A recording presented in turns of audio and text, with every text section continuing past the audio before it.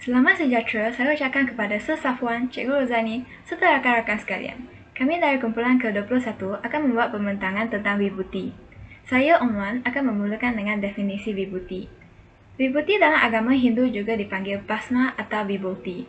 Perkataan-perkataan ini mempunyai beberapa makna dalam Hinduisme, tetapi secara umumnya, vibhuti digunakan untuk menandakan abu suci yang dibuat dari kayu kering yang dibakar dalam upacara Hindu Veda dan agamik. Makna lain dari vibhuti adalah bentuk mulia, berbeza dengan avatar, penjelmaan Brahman. Manakala teologi Bhagavata mengambarkan vibhuti sebagai penjelmaan kekuasaan, yang hanya merupakan perwujudan sementara ketika orang suci disuntik dengan kebajikan ilahi dan kualiti.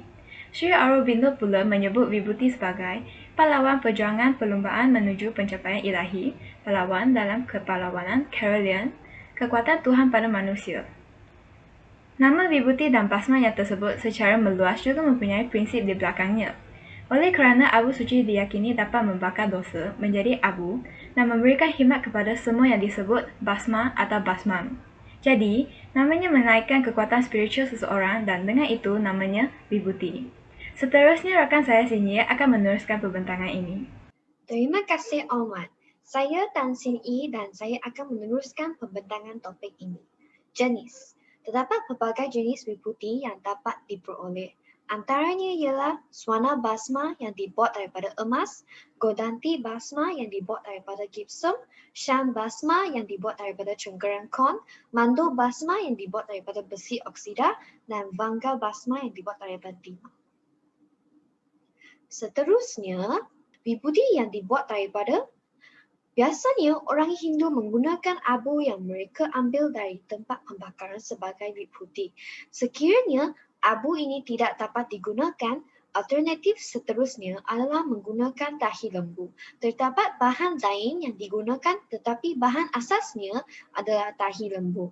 Sekiranya abu ini tidak dapat digunakan, alternatif seterusnya adalah membuatnya daripada sekam padi.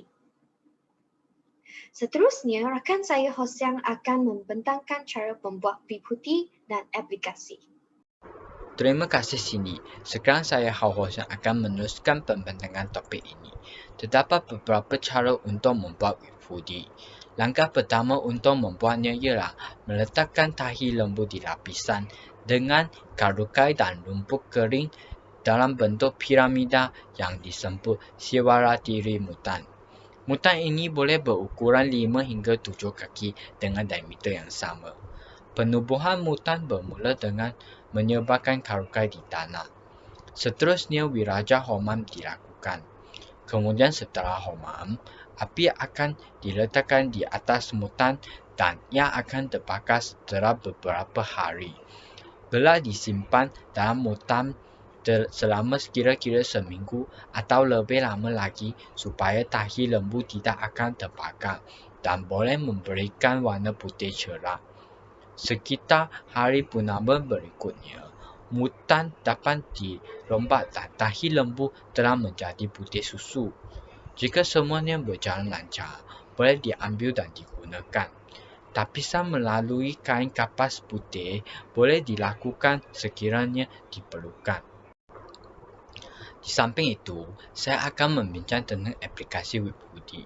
Secara tradisional, vibhuti digunakan sebagai 3 garis mendata di dahi dan bahagian badan yang lain untuk menghormati Shiva.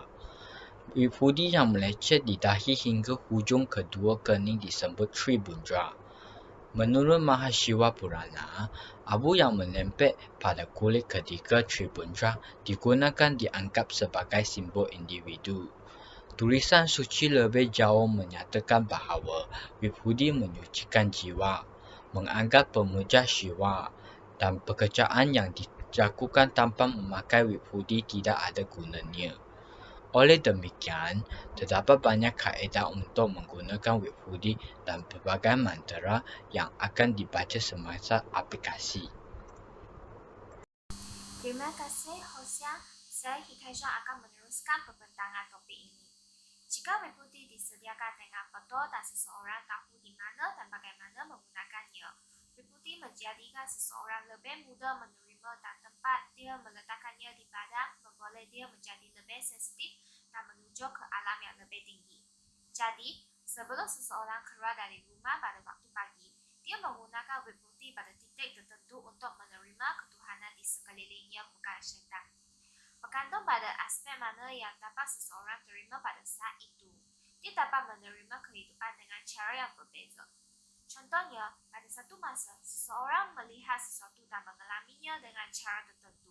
Pada masa yang lain, seseorang itu melihat perkara yang sama dan mengalaminya dengan cara yang amat berbeza.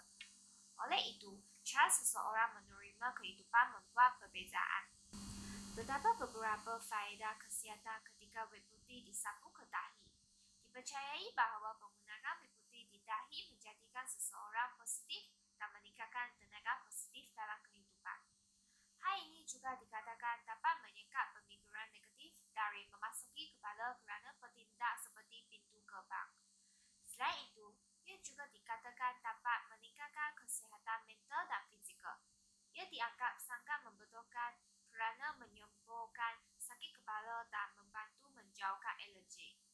Selanjutnya, apabila menekan kawasan di antara kening dengan lembut, fikiran seseorang akan merasa tenang.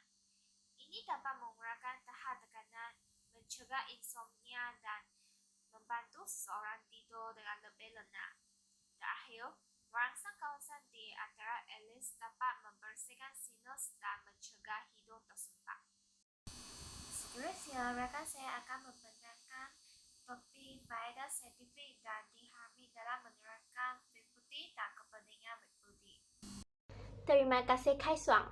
Nama saya Selin dan saya akan meneruskan pembentangan topik ini. 3 gadis wibuti yang diterapkan dianggap sangat simbolik kerana masing-masing mempunyai makna yang mendalam. Baris pertama bermaksud penghapusan kesombongan.